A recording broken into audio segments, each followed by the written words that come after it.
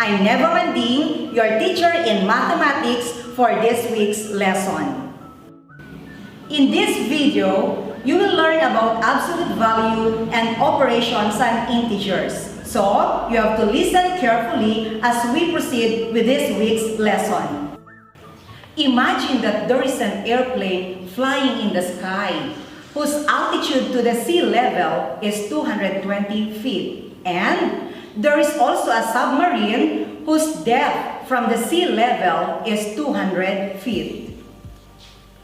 What is our point of reference in determining the altitude of the plane and depth of the submarine?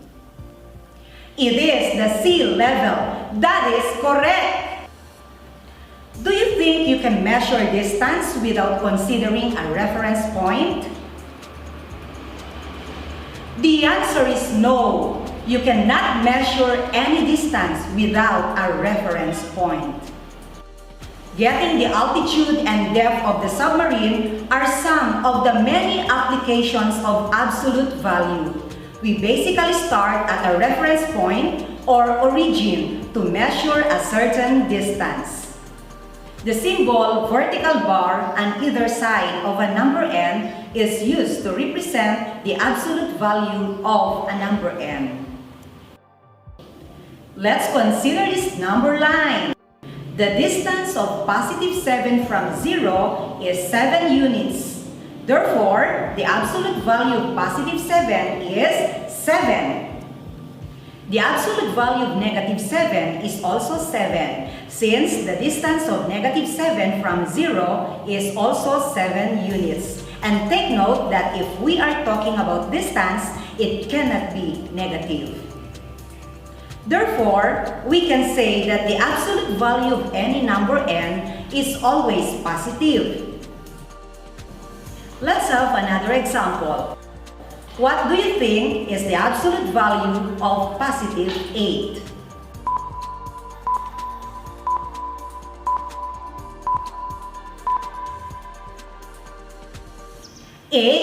You are correct.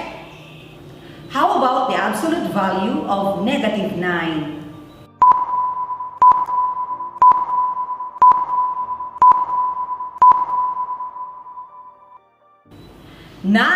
You are again correct.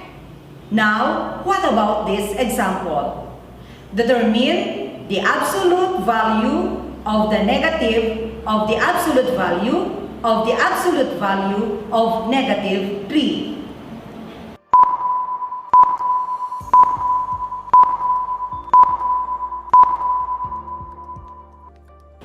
And the answer is 3. You are very smart.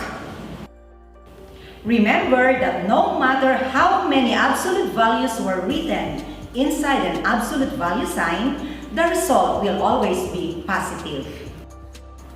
How about if a negative sign is written outside the absolute value sign, like the negative of the absolute value of negative 7 and the negative of the absolute value of positive 7?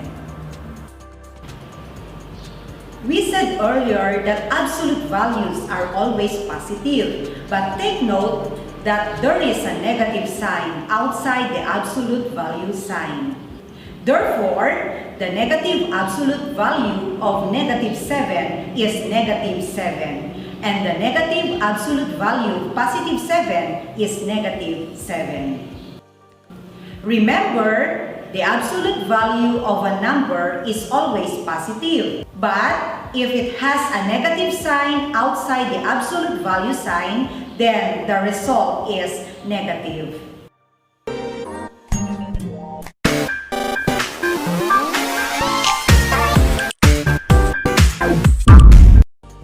Since you know already how to determine the absolute value of integers, you are now ready to perform the operations on integers. Let us start with the addition of integers. In adding integers, we need to consider two possible cases. Case 1, adding integers with the same sign. And case 2, adding integers with different signs. Adding integers with the same sign is simply adding their absolute values and copying their common sign. Remember also that add also means combine. If you add positive 3 and positive 5, what do you think is the sum? The absolute value of positive 3 is 3, and the absolute value of positive 5 is 5. You add them and follow their sign, that is positive. So the answer is 8. How about negative 2 plus negative 3? The absolute value of negative 2 is 2, and the absolute value of negative 3 is 3. You add them and follow their sign, that is negative. So the answer is negative 5. Now it's your turn! Find the sum of positive 7 and positive 8.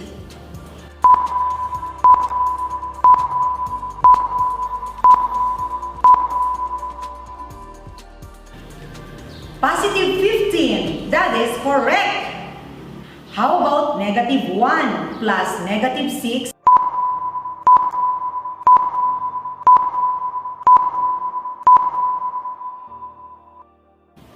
Negative 7, that is correct! Remember, adding integers with the same sign is simply adding their absolute values and copying their common sign. Now, let us proceed to case 2. That is, adding integers with different signs. In adding integers with different signs, we simply subtract their absolute values, then copy the sign of the integer with greater absolute value. For example, negative 5 plus positive 3. The absolute value of negative 5 is 5, and the absolute value of positive 3 is 3. Subtract their absolute values. 5 minus 3 is 2. Then, use the sign of the integer with a greater absolute value, which is negative. Therefore, negative 5 plus positive 3, the answer is negative 2. Let's have another example. Negative 7 plus positive 5 plus positive 6. Since 5 and 6 have the same sign, so add them and that will be positive 11. Therefore, we are left with negative 7 plus positive 11. The absolute value of negative 7 is 7, and the absolute value of positive 11 is 11. Subtract the two numbers and that will give us an answer of 4. Then follow the sign of the integer with a greater absolute value, which is positive. Therefore, the answer is positive 4, or we can just simply say 4. Now it's your turn. Add 8 and negative 2. What will be the sum?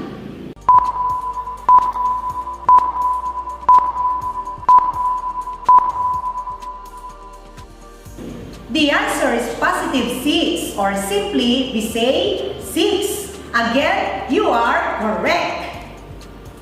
How about 2 plus negative 8 plus 3?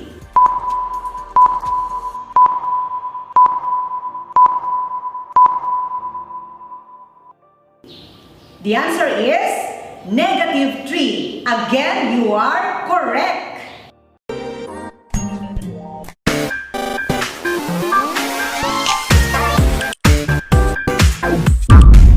Now, let's move on to our next lesson, which is on subtraction of integers.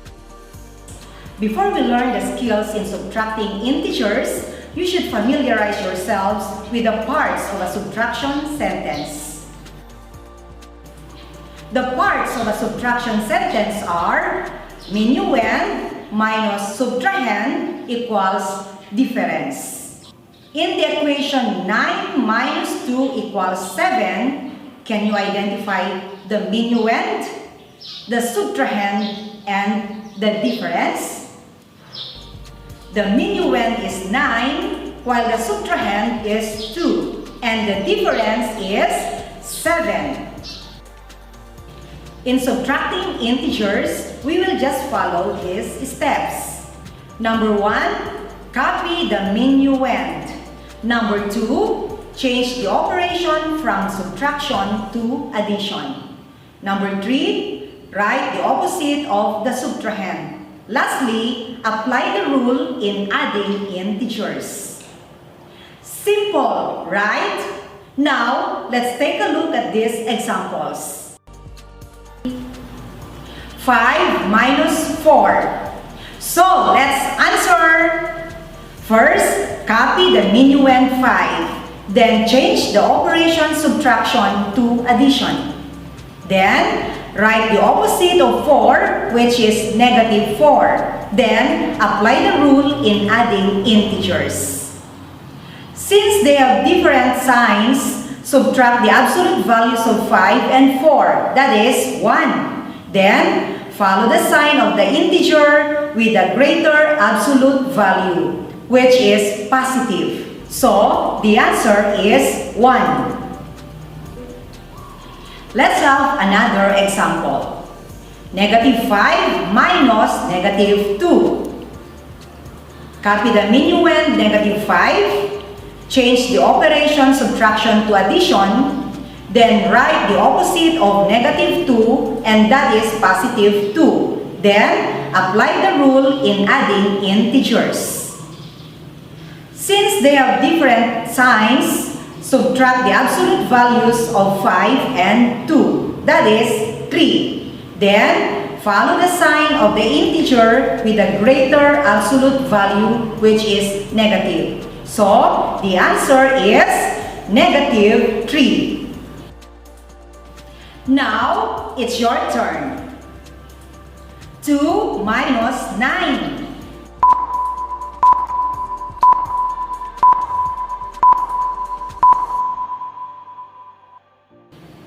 Negative 7. That's right.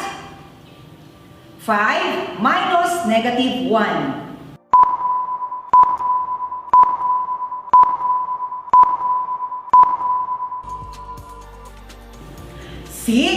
That's correct. Negative 7 minus 8.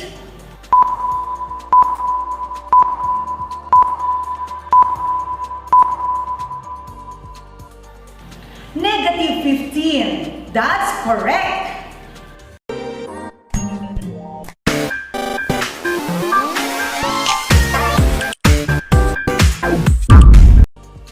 Now, let's proceed with multiplication and division of integers. In multiplying and dividing integers, we apply the same rules. If you multiply or divide two integers with the same sign, the result is positive. If you multiply or divide two integers with different signs, the result is negative. Let's have an example. If we multiply 8 and 2, the product is 16, since both factors are positive. Negative 3 times negative 4, the product is 12, since both factors have the same sign. If we divide 18 and 6, the quotient is 3. Negative 14 divided by negative 2. What do you think is the quotient? 7. That's correct, because they have the same sign. How about 27 divided by negative 3? Negative 9, since they have different signs. How about negative 16 divided by 4? The quotient is negative 4. That is correct. Remember, if you multiply or divide two integers with the same sign, the result is positive. And if you multiply or divide two integers with different signs, the result is negative.